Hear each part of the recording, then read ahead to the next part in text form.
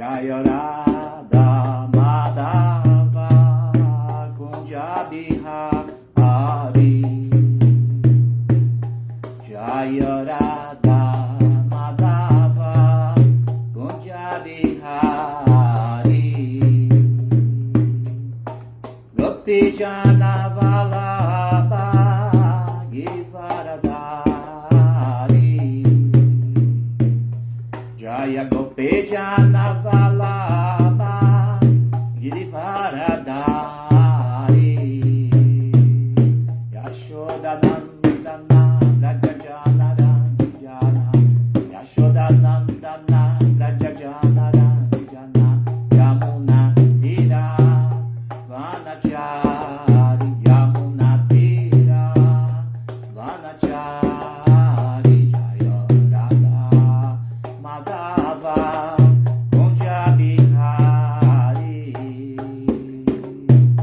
Jaya Gopi Jana Vallabha Givaradari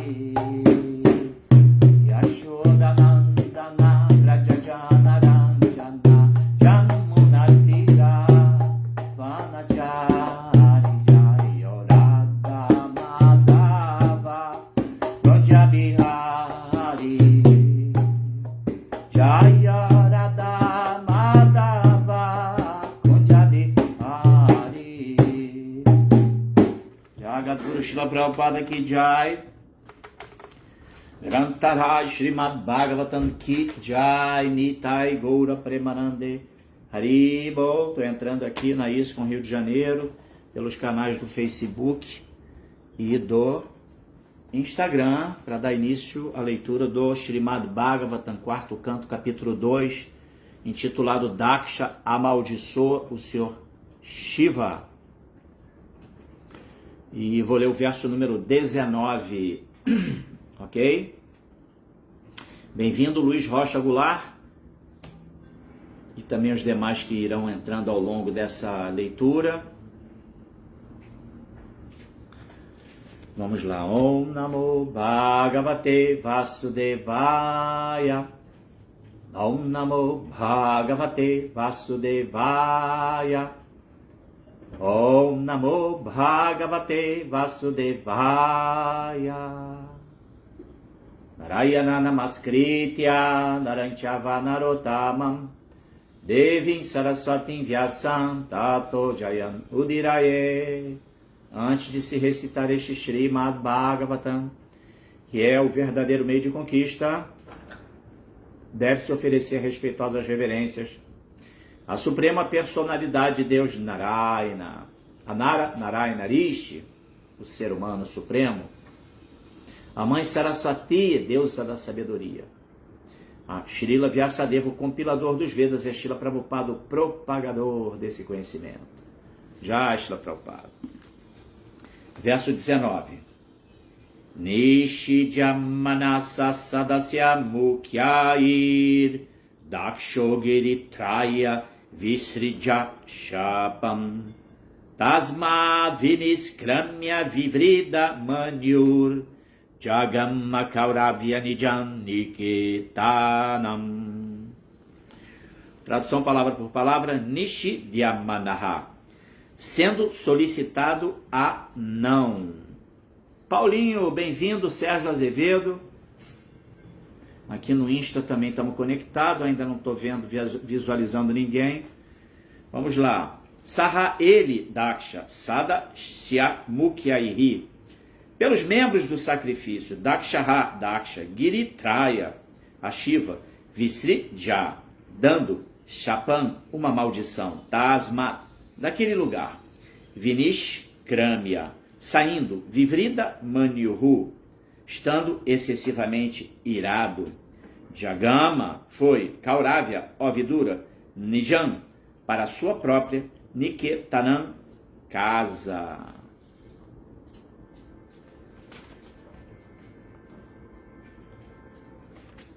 Vamos à tradução, depois o significado.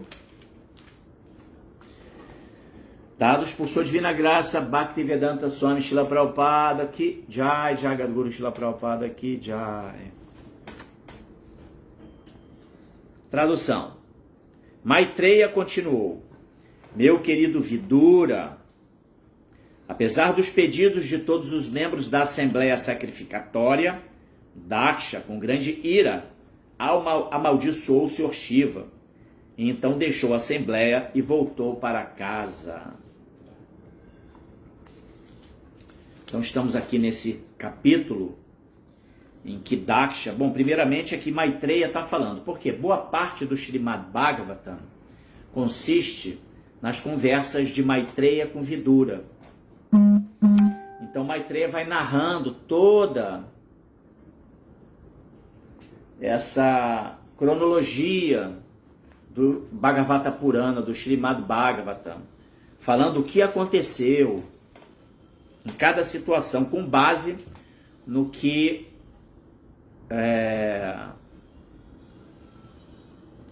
foi falado por Shukadeva Goswami, filho de Shri Vyasadeva, o compilador dos Vedas. Tá?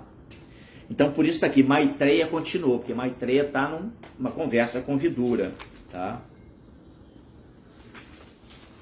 E relatando esse fato reportado por Shri Shukadeva Goswami, que narrou o Srimad Bhagavatam para Parikshit Maharaja, que estava há 7 dias da morte devido à maldição de um menino Brahmana.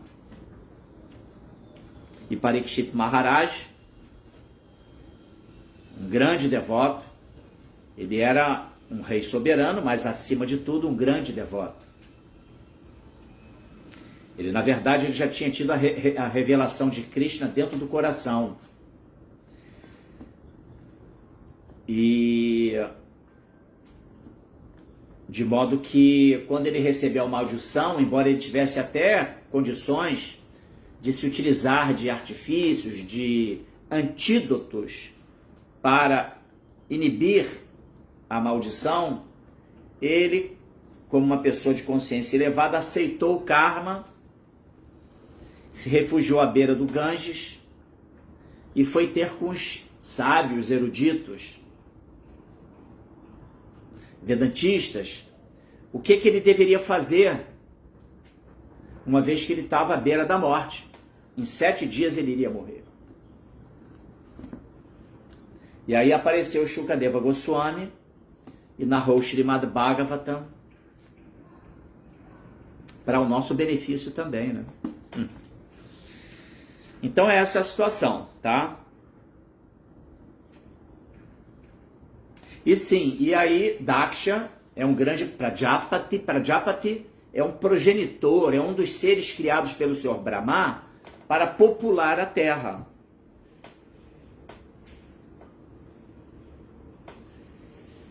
E Daksha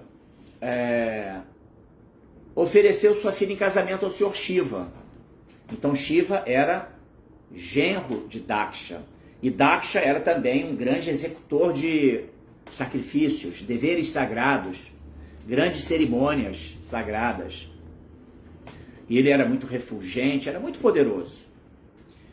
Então, ao adentrar numa assembleia onde estavam o Senhor Brahma, o Senhor Shiva, grandes personalidades, né? Quer ver?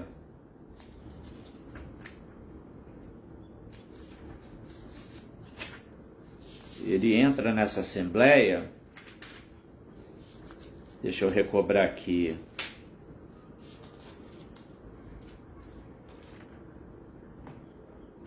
Parará.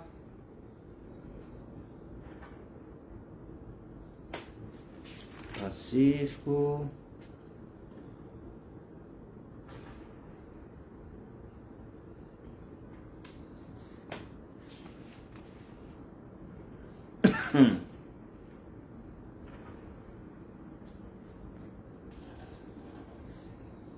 Os líderes da criação universal realizaram um grande sacrifício, no qual todos os grandes sábios, filósofos, semideuses, deuses do fogo, reuniram-se junto com seus seguidores. Era uma assembleia, mega assembleia, com gente de toda a manifestação cósmica.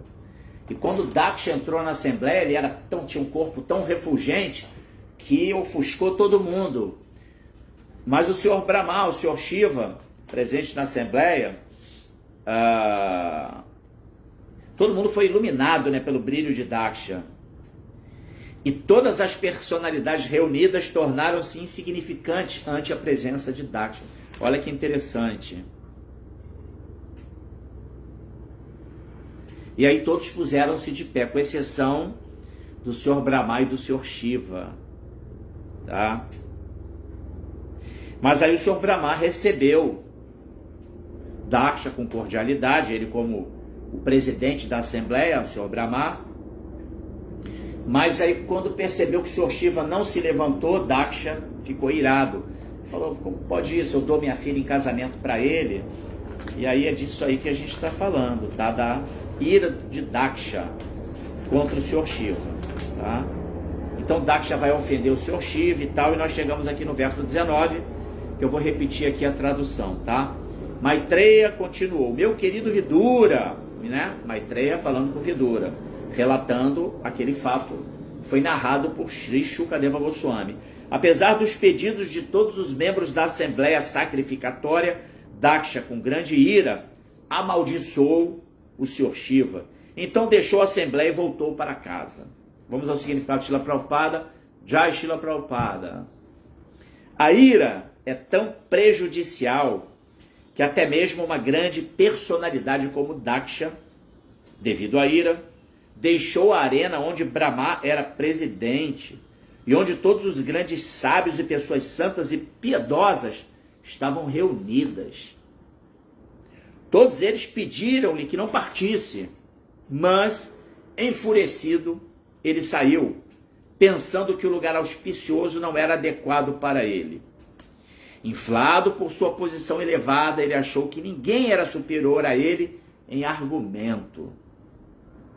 Parece que todos os membros da Assembleia, incluindo o Senhor Brahma, pediram-lhe que não se irritasse, nem deixasse a companhia deles, mas, apesar de todos esses pedidos, ele partiu. Este é o efeito da ira cruel. No Bhagavad Gita, portanto, aconselha-se a quem quer que deseje fazer avanço tangível em consciência espiritual, que evite 3 coisas. Atenção, hein? A luxúria, a ira e o modo da paixão. Vamos falar um pouquinho sobre isso. Esse processo de desdobramento que acontece quando nós estamos identificados com a nossa condição corpórea e, portanto, nos deixamos iludir pelas distrações do mundo material e nos julgamos como sendo assim o centro do mundo, como sendo a última bolacha do pacote, como sendo detentores do direito de desfrutar de tudo nesse mundo, indiscriminadamente. Isso é motivado pelo modo da paixão, mas depois a gente fala um pouco sobre isso. E vocês que estão aí do outro lado podem trazer suas percepções também, realizações, para que a gente possa debater esse tema aí nessa via de mão dupla, tá bom? A ideia é essa, né? Agregar valor, agregar conhecimento nessa leitura de hoje, que eu estou aqui sendo apenas o facilitador, tá bom? Então vamos lá. Na verdade, podemos ver que a luxúria, a ira e a paixão enlouquecem um homem, mesmo que ele seja grandioso como Daksha. O próprio nome Daksha sugere que ele era perito em todas as atividades materiais, mas de qualquer modo, devido à sua aversão a uma personalidade tão santa como Shiva, ele foi atacado por esses 3 inimigos, a ira, a luxúria e a paixão. O Senhor Chaitanya, portanto, aconselhou que devemos ser muito cuidadosos para não ofender Vaishnavas. Ele comparou as ofensas contra um Vaishnava a um elefante louco. Assim como um elefante louco pode fazer qualquer coisa horrível, da mesma forma, quando uma pessoa ofende um Vaishnava, ela pode executar qualquer ação abominável. Srila Prabhupada aqui, Jai. Om Agyanati Mirandasya Gyananjana Shalakaya Chakshurum Miritanjena Tasmai Shri Gurave Namaha. Eu nasci na mais obscura região da ignorância, mas o meu mestre espiritual está abrindo os meus olhos com a archote do conhecimento. Portanto, ofereço-lhe as minhas mais humildes e respeitosas reverências. Namam Vishnu Daya Krishna Prestaya Bhutale Shrimati Bhaktivedanta Swami Niti Namine Shirupa Sanatana Bhatta Raghunatha Sri Diva Gopal Bhatta Dasa Raghunatha Sadhu Goswami Prabhusti Chai Manchakal Patarubhyascha Kripa Sindubhya Eva Cha Patitanam Pavanebhyo Vaishnavebhyo Namo Namaha Jaya Sri Krishna Chaitanya Prabhu Nityananda Shri Advaita Gadadhara Shivasadi Gora Bhakta Vrinda Hare Krishna, Krishna Krishna, Hare Hare, Hare Rama, Rama Rama, Hare Hare. Então vocês que chegaram agora, Adilila Devidasi, Hare Krishna, Bhaktival, Hare Krishna. Sérgio Azevedo, eu já me reportei a ele. Aqui no Instagram temos o Gregory Reis, poemas. Mais alguém no Instagram? Não estou visualizando, mas vamos lá, vamos em frente, quem está aqui é que tem que estar, né? Então, vou reler aqui o verso, seguindo esse protocolo estabelecido por Srila Prabhupada, verso 19 do 4º canto, capítulo 2, intitulado Daksha amaldiçoa o Senhor Shiva. Nishi Jammana Sadasya Mukyai Daksho Giritraya Visrija Shapam Tasmad Vinishkramya Vivrida Manyur Jagama Kauravya Nijam Niketanam. Tradução: Maitreya continuou, meu querido Vidura, apesar dos pedidos de todos os membros da Assembleia Sacrificatória, Daksha, com grande ira, amaldiçoou o Sr. Shiva, então deixou a Assembleia e voltou para casa. Vamos lá. Aqui Srila Prabhupada, ele concentra o seu significado. Sérgio Pacheco, Hare Krishna. Sanatana Dharma, grande Vaishnava aqui presente. Srila Prabhupada aqui, Jai. Então, Prabhupada concentra o seu significado no fenômeno da ira. E a ira é um sentimento muito danoso. A ira material. Existe a ira espiritual, essa é controlada. O próprio Krishna, ele utiliza sua ira, a ira divina, para proteção dos devotos. A gente sabe que Krishna, ele é o protetor dos devotos. Paritranaya sadhunam vinashaya chaduskritam dharma sanstapanartaya sambhavami juge juge. Krishna, um dos motivos do aparecimento de Krishna nesse mundo é exatamente o que ele fala, né? Sambhavami juge juge. Eu apareço de tempos em tempos, de yuga em yuga. Ele aparece por quê? Paritranaya sadhunam, para proteger os devotos. Vinashaya chaduskritam, e para eliminar as pessoas de mentalidade demoníaca. Aí ele fala Dharma sanstapanartaya, e eu venho para restabelecer os princípios dhármicos, os princípios divinos que norteiam a sociedade humana e que devem nortear a sociedade humana, mas que estão muito longe nessa era de Kali, na verdade. A gente está vendo uma grande inversão de valores, coisas bizarras acontecendo no nosso planeta, e tudo fruto exatamente o que? Da falta do cumprimento do Dharma, dos deveres que devem ser cumpridos pelos membros dessa sociedade humana. Então Krishna vem por esse motivo, tá? Para proteger. Então, e em algumas situações ele manifesta a ira divina, como ele manifestou, por exemplo, no advento de Nrisimhadeva, aquela grande manifestação divina de Krishna, metade homem e metade leão, que veio proteger Pralada Maharaj, o menino santo, um menino demoníaco de linhagem demoníaca, porém, filho de Hiranyakashipu, porém, menino santo. Verdade? Assim, contrariando o princípio de que a alma que vai adentrar no ventre materno está ali no mesmo grau de consciência do que os seus pais. E assim, Hiranyakashipu, um grande demônio, era de se esperar que ele gerasse um filho demoníaco. Mas embora a Hiranyakashipu tivesse essa linhagem de nascimento, na verdade, ele era um menino santo. Tá? Explica-se que no momento do intercurso sexual, Hiranyakashipu, ele não parava de pensar em Vishnu, Krishna o tempo todo. Em razão disso, é porque ele queria se rivalizar, né, com Vishnu, ele queria ser o dono, o soberano, controlador de todos os universos, entendeu? Então, pensando o tempo todo em Krishna, naquele momento, a concepção do seu filho, Pralada Maharaj, foi de um menino santo, porque ele pensava tanto, se rivalizando com Krishna, com Vishnu, mas, dessa forma, atraiu uma alma santa, né? E aí ele quis matar o seu próprio filho. Então, Hiranyakashipu é a manifestação da ira divina de Krishna. Então, existe a ira que protege, a ira que, por exemplo, num ambiente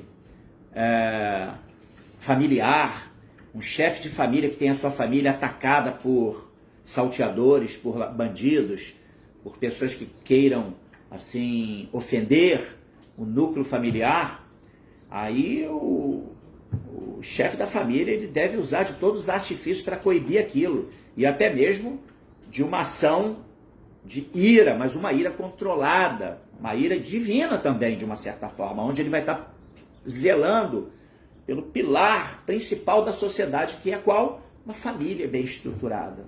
Então ele vai usar, se ele tiver uma maneira de poder ofender esses marginais, ele vai fazer aquilo em proteção ao Dharma, à sua família. Aí ele usa aquele impulso da ira, mas objetivando o quê? A manutenção dos valores importantes, dármicos, para uma sociedade.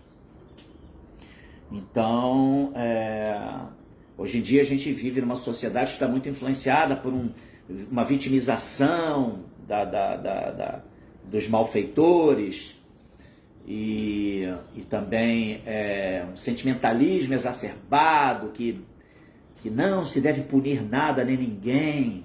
Não é assim que funciona, não. Krishna não pensa dessa maneira, não. Krishna usa de artifícios muito importantes para estabelecimento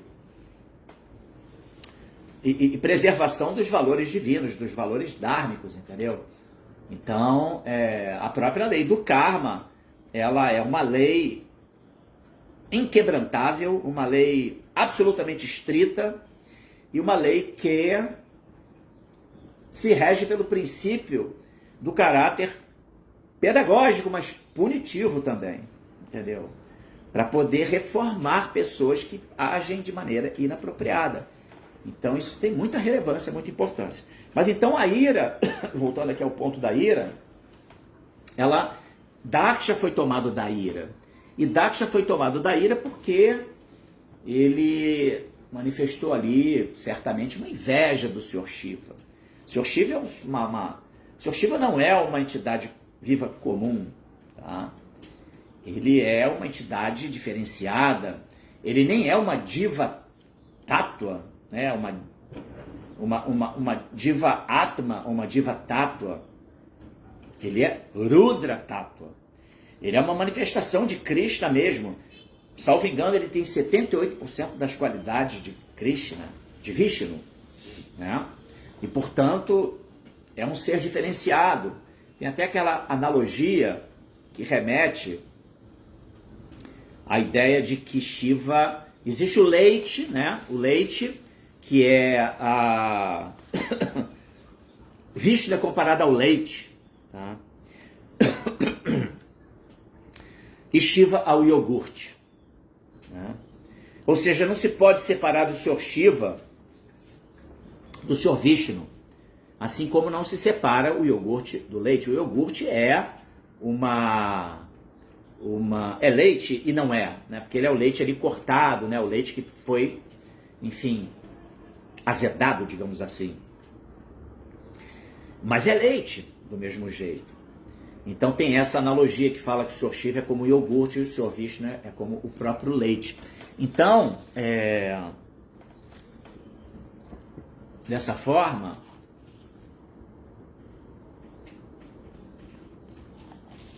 Daksha manifestou ali uma inveja. E por que também? Porque ele tinha dado a sua própria filha em casamento ao Senhor Shiva. Sati, não é isso o nome dela? Sati. Deixa eu só ver aqui e confirmar. Sati, exatamente. Então, quando naquele momento ele se sentindo, né? Ele não teve assim a devida humildade, porque ele era também muito poderoso. Só que ele ali foi tomado de um ego falso. Quando o Senhor Shiva não o reverenciou, ele pensou, pô, eu sou mais velho do que ele. Eu sou Daksha, Senhor dos Sacrifícios. Eu entro nessa assembleia, todos me reverenciam, e o meu genro, a quem eu dei minha filha em casamento, nem liga para mim. Então isso deixou ele, o arrancar, o ego falso, o dominou. E aí ele manifestou aquela ira, uma ira que não é uma ira divina, uma ira positiva. Entende? Então ali ele perdeu as estribeiras, né? Ficou enfurecido. E aqui nesse episódio, nesse verso, está se falando que ele pegou e, imagine, saiu daquela assembleia que reunia sábios, grandes personalidades, todas as principais personalidades da manifestação cósmica. Era uma grande arena sacrificatória. Então imagine, né, que desafortunado, né, ele se sentiu ofendido e aí deixou aquele local auspicioso, como o Prabhupada aqui menciona no seu significado, né? E mesmo sendo assim apaziguado pelos membros da Assembleia,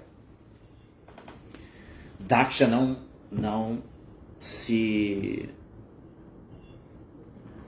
voltou atrás, né? Não voltou atrás. Então, a ira, ela normalmente, a Prabhupada fala aqui sobre 3 coisas que deve se evitar, né? Para quem almeja avanço tangível, avanço espiritual, na jornada espiritual, avanço tangível. Então, Prabhupada fala que deve se evitar a luxúria, a ira e o modo da paixão. E o modo da paixão, a gente sabe dos gunas, né? Sattva-guna, Raja-guna, Tama-guna. E o modo da paixão, ele tem uma característica de que ele pode, uma vez sendo devidamente utilizado, e não a pessoa ser dominada pelo modo da paixão. Ela usa o modo da paixão para um objetivo empreendedor. Então o modo da paixão pode ser um grande trampolim, uma catapulta para a jornada espiritual. Mas o modo da paixão, na qual a pessoa está inebriada nesse mundo, identificada com o corpo, e usa o modo da paixão para gratificação dos sentidos, esse modo da paixão é muito perigoso. E é exatamente o modo da paixão que vai ser o estopim para uma derrocada de uma pessoa nesse mundo material e que pode levá-la a ter que nascer em situações muito desafortunadas. Passar por situações muito, assim, inóspitas. Porque o modo da paixão, ele vai nos levar à identificação com o personagem que vivenciamos nesse mundo. Ele faz a gente se identificar com o corpo, faz a gente se identificar com essa condição que nós nos encontramos, e fortalece o ahamkara, o falso ego, essa identificação com eu sou brasileiro, eu sou carioca, eu sou branco, eu sou da família tal. Então tudo isso é uma grande ilusão. Sabemos que a nossa verdadeira identidade é que nós somos almas espirituais, partes e parcelas de Deus. Então, uma vez que o modo da paixão domina a pessoa, ou seja, em vez de usarmos o modo da paixão, nós somos usados pelo modo da paixão. É diferente, a pessoa é dominada pelo modo da paixão e vive uma vida baseada no princípio de gratificação dos sentidos. Entendeu? Então daí o grande estopim que leva a pessoa a estabelecer-se numa conduta de luxúria. Porque ela só pensa em relação... É o ahamameti, eu e meu o tempo todo. Tudo é aquilo, eu quero levar vantagem em tudo. Eu sou o desfrutador desse mundo, eu quero desfrutar, eu tenho esse direito. Então a pessoa age nessa dinâmica existencial danosa. Então ela está sendo usada pelo mal da paixão. Por isso Prabhupada fala que temos que ter, né? Quem quer que deseje fazer avanço tangível em consciência espiritual, que evite 3 coisas: a luxúria, a ira e o mal da paixão. Então, quando se estabelece o modo da paixão, não como ferramenta, mas quando o modo da paixão nos usa, somos usados pelo modo da paixão, agimos através do impulso do modo da paixão, aí a gente entra na plataforma da luxúria, identificado com o personagem. E uma vez que você entra, você vai querer desfrutar. Só que nenhuma gama de prazeres sensoriais satisfaz o eu, a alma. E, consequentemente, a pessoa entra num processo de frustração que leva à ira. Então, é científico. Usado pelo mal da paixão, fica identificado com o personagem, com a vida material e com o objetivo de desfrutar da vida material, dos prazeres sensórios. Se frustra porque nenhum prazer vai satisfazer plenamente as lacunas existenciais da alma, e aí desencadeia-se a ira. Né? Quantas vezes nós fizemos planos para algum objetivo e algo nos impediu daquilo, e aí a gente fica irado, né? Fica indignado. Às vezes uma pessoa surge numa determinada situação, você está pronto para sair de casa, para ir para algum lugar onde você vai desfrutar e aparece uma visita inesperada. Aí aquilo já mexe com a pessoa, né? Entende? E aí frustra o objetivo e aí vem a ira. A pessoa fica irritadiça. Então por isso Prabhupada fala sobre isso. Agora, tem um componente aqui muito interessante que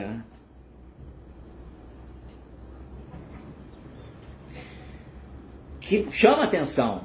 E como reagiu o Sr. Shiva diante de tudo isso? Né? O Sr. Shiva, a gente deve entender que o Sr. Shiva também fica irado. Né? O Sr. Shiva ele é conhecido como Ashutosha. Tá? Ashutosh significa aquele que é facilmente satisfeito. E ele se comove muito com uma devoção sincera de alguém. Tá?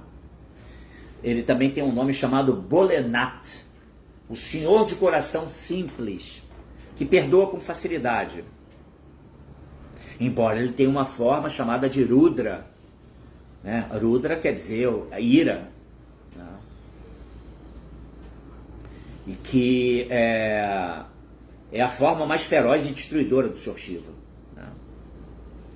Quando ele vai manifestar sua ira e ele inicia sua dança do Shiva Nataraja para destruir o mundo material, o universo material, essa ira do Sr. Shiva é uma ira divina, porque está ali imbuída do espírito que é da renovação, da reconstrução. Né? Então, a ira do Senhor Shiva, ela não é assim um impulso egoísta ou caprichoso, tá? Ela vai surgir sempre em razão de uma grave violação do Dharma, né? Desrespeito à ordem cósmica, né? E também desrespeito ao divino, e também vai se manifestar sempre para a destruição do mal e para a restauração do equilíbrio, bem dentro dos princípios do próprio Krishna, né? O verso que eu mencionei, né? Paritranaya sadhunam vinashaya chaduskritam dharma sanstam paranataya sambhavami juge juge. Então, uma das principais causas da ira do Senhor Shiva vão ser porque Shiva, ele ficou ali totalmente pacífico, né, diante da ação do Senhor de Daksha, né? Então,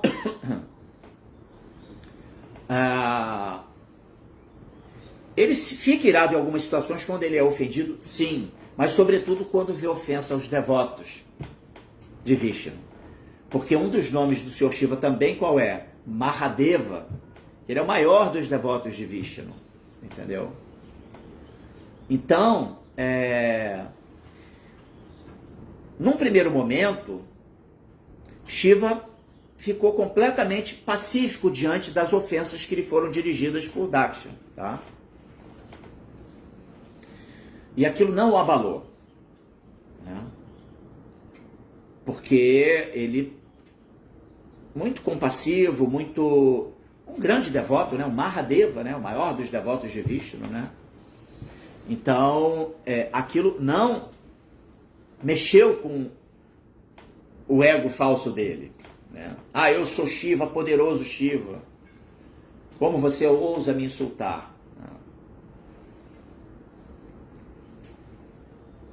Agora, quando o Senhor Shiva soube que Sati, sua filha,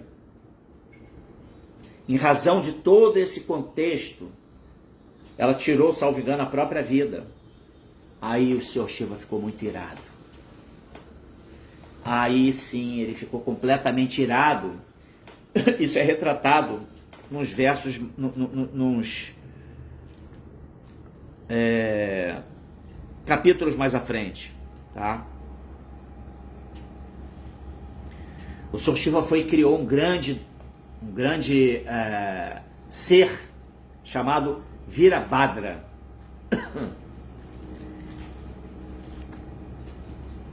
que veio a destruir um sacrifício que Daksha estava presidindo, entendeu? Então, ou seja, é um tipo de situação em que Shiva, no primeiro momento, ele não se abalou com nada. Mas quando ele tomou conhecimento de que Sati, né, isso é lá no capítulo 5º, né?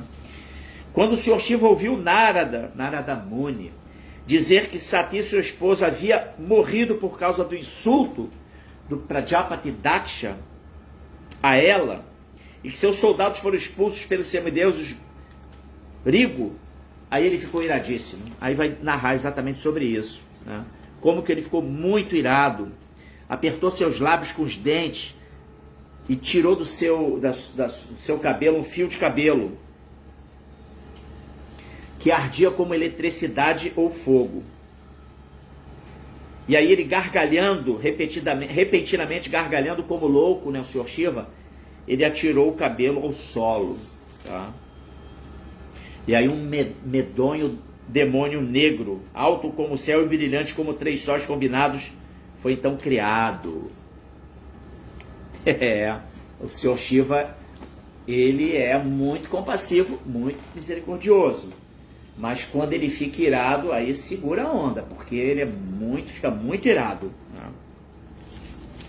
Então é isso, né? E agora, para finalizar, antes de finalizar, deixa eu me reportar aqui a vocês que estão fazendo algum comentário.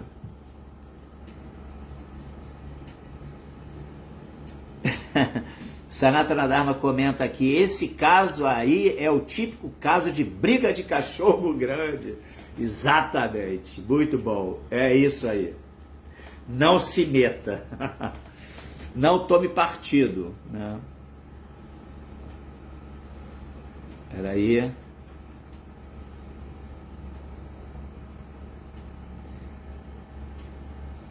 A Adelila comenta, sim, irmão, Krishna diz a Arjuna que a ira, que a ira e luxúria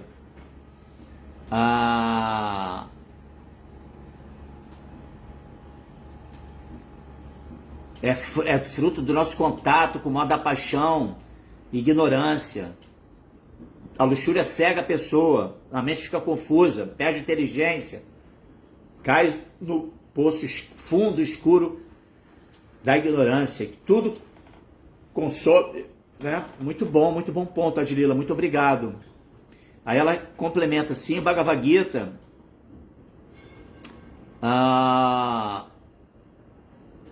Krishna vem para proteger seu Arjuna, né? O drama de Arjuna, né? Que era o amigo íntimo de Krishna. Então Arjuna ali funciona como um instrumento de Krishna.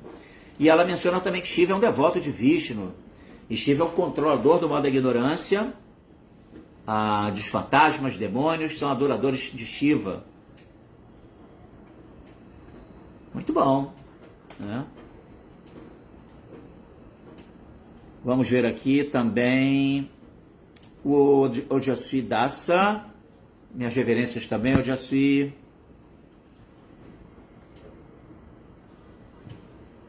Aí também ela menciona a Lila, né, que está muito feliz em consciência de Krishna, que só quer servir Krishna, com o único desejo de voltar ao Supremo.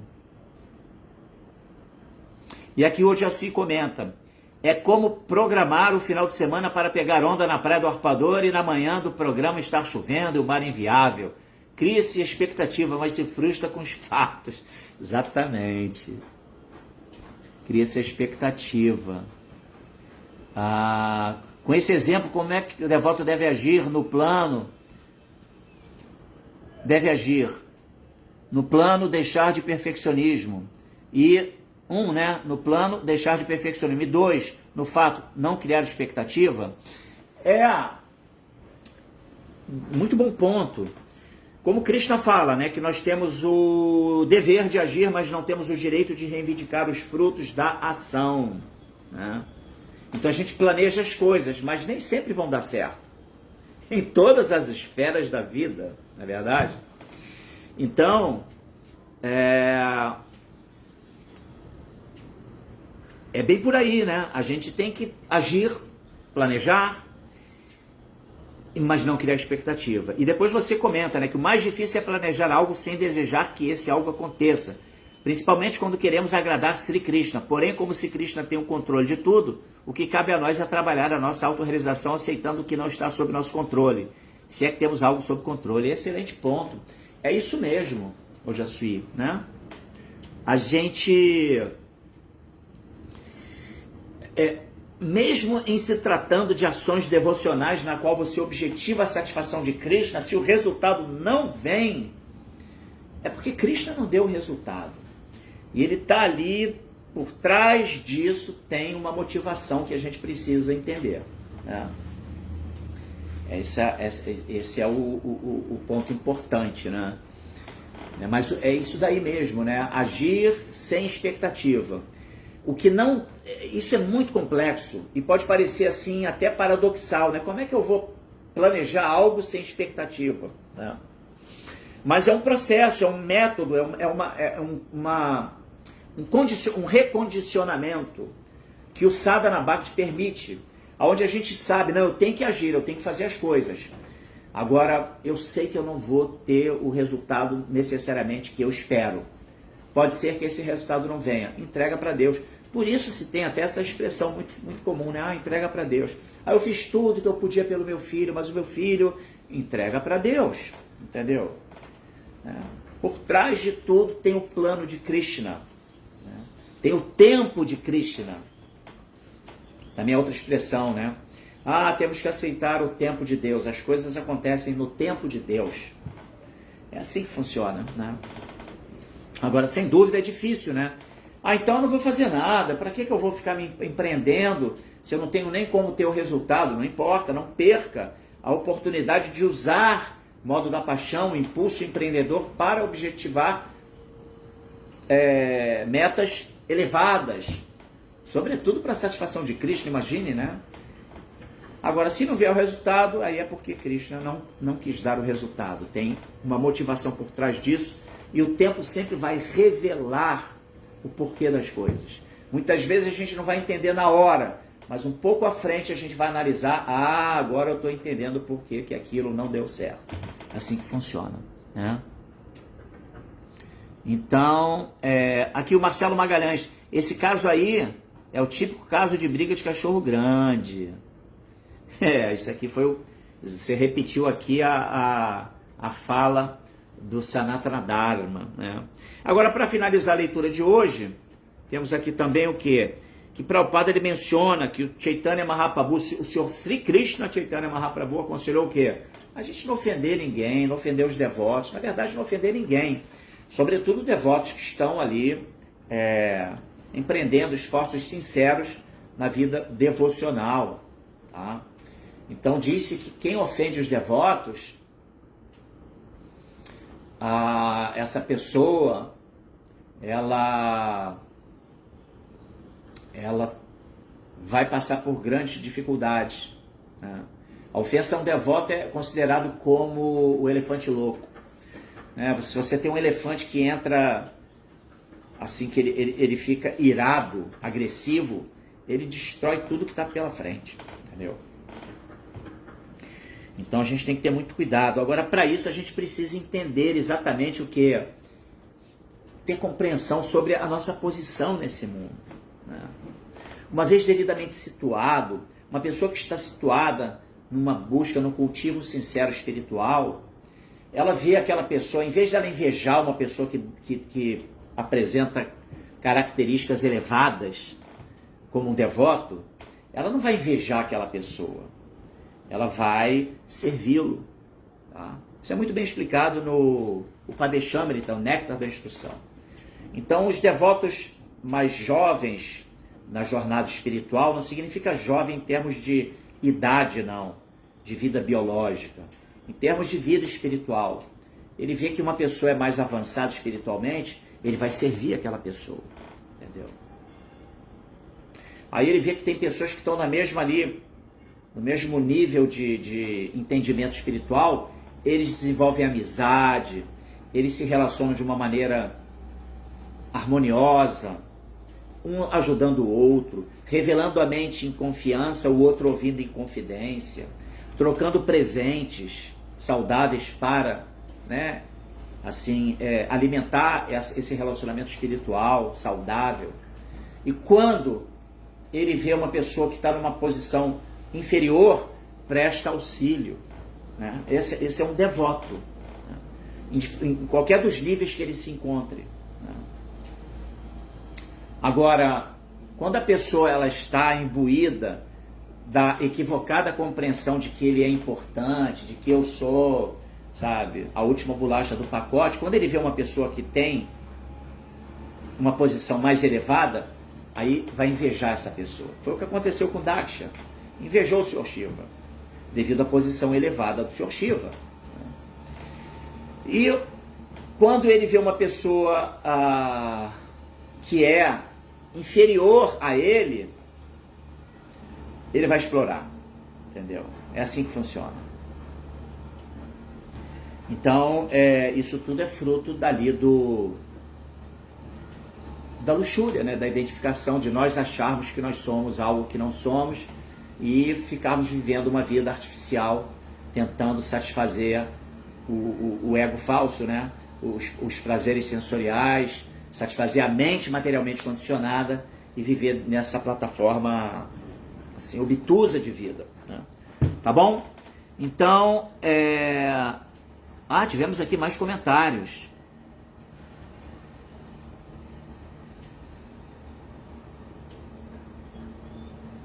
Temos aqui mais comentários. Deixa eu pegar aqui. Adelila, sim, irmão, ofensa... Evitar ofensas ao cantar dos santos nomes, né? E não blasfemar os devotos, não é isso? É verdade, né? Inclusive faz parte da... blasfemar os devotos tem dedicado suas vidas à propagação dos santos nomes do Senhor, né? que é uma ofensa no cantar dos santos nomes. Muito obrigado, Adilila, muito bom ponto. Aqui o Odiaci também, Sadhana Bhakti,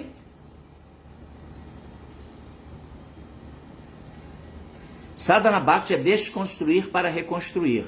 A desconstrução é aproveitar o material que temos em mãos, experiência. Já a reconstrução é usar os Vedas como os meios de usar a experiência em consciência de Krishna. De nada adianta sermos brahmanas se não temos experiência como Shringi, filho de Samika, Rishi, o caso de Parikshit Maharaja. Excelente ponto, hein? O sábio que meditava quando Parikshit Maharaj sentiu sede, capítulo 18 do canto 1º do Srimad Bhagavatam. Poxa, que legal, trouxe uma informação muito legal. Obrigado, Odiaci. Excelente, é isso mesmo, né? O Sadhana Bhakti é desconstrução, mas com a ferramenta dos Vedas, do conhecimento, dos significados Bhaktivedanta de Srila Prabhupada, para a gente reconstruir com base nos valores dhármicos, nos princípios espirituais, criar ali os pilares de vida humana e pilares de vida espiritual, né? Muito bom ponto. E aí seguir, né? Seguir em frente. Então, e sim, né? O Shringi, filho de Samika Rishi, que estava lá em meditação e que foi enguirlandado com uma cobra morta por Parikshit Maharaj.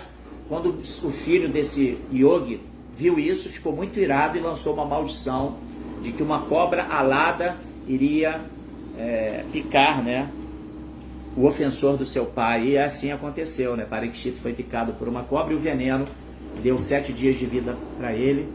E é isso aí, essa é a história do surgimento de Shukadeva Goswami para narrar toda essa literatura, né? O Bhagavata Purana, o Srimad Bhagavatam, para o benefício de toda a sociedade humana.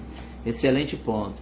Então aqui a Adilila também fala: respeita todas as entidades vivas, todos seus irmãos, almas espirituais, filhos de Krishna, parte integrante de Deus. Isso mesmo, né?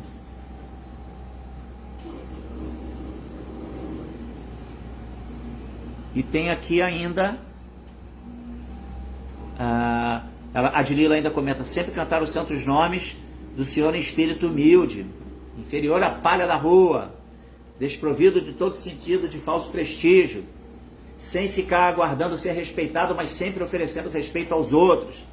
Esse é o 3º verso do Sri Sikshastaka, né? As 8 orações que o Senhor Chaitanya Mahaprabhu deixou, demonstrando como se deve abordar o cantar dos santos nomes. E aí o Marcelo Magalhães fala aqui: reverências, Mahaprabhu, reverências também, Marcelo. Porque na Índia existem mais adoradores de Shiva do que do próprio Krishna. Eu não sei se tem mais adoradores de Shiva do que de Krishna, né? Porque na Índia é uma miscelânea, né? A religião mundana, baseada nos Vedas também, o hinduísmo, o politeísmo, ele advoga a existência de muitos deuses, né? E Shiva tem seus adoradores, né? Porque ele satisfaz aquele que sinceramente se dirige a ele, né? Como se diz, né? Shiva tem um nome de Ashutosha, que é aquele que se satisfaz facilmente, né? Ele é Bolenath, aquele que é o Senhor de coração simples, tá? Então, então, Shiva concede suas bênçãos, não é verdade? Então tem muitos adoradores, né? E pessoas que usam, inclusive, substâncias como a maconha, acham que isso, enfim, são assim, imitadores do Senhor Shiva, não é verdade? Agora, Shiva dá muito poder realmente, né?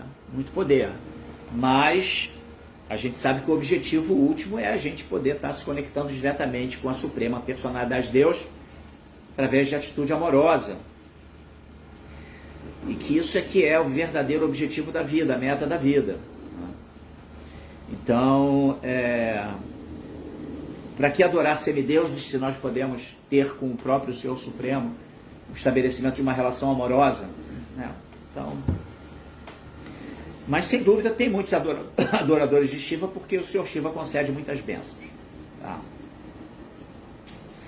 Agora, a verdadeira bênção é a gente poder estar completamente absorto no serviço devocional à suprema personalidade de Deus, que é a fonte de existência de tudo, inclusive do próprio Senhor Shiva. Né? Então, essa é a orientação de Srila Prabhupada. Ok, gente? Muito obrigado pela participação de vocês. Um bom final de semana. Vou ficando por aqui. Tá? Srila Prabhupada Ki Jai Nitai Goura Premanande Hari Hari Bo. Muito obrigado a todos vocês que participaram, trazendo tantos comentários, tantas reflexões, assim, que agregaram muito mesmo nessa nossa leitura de hoje. Tá bom? Hari Bo, Srila Prabhupada Ki Jai.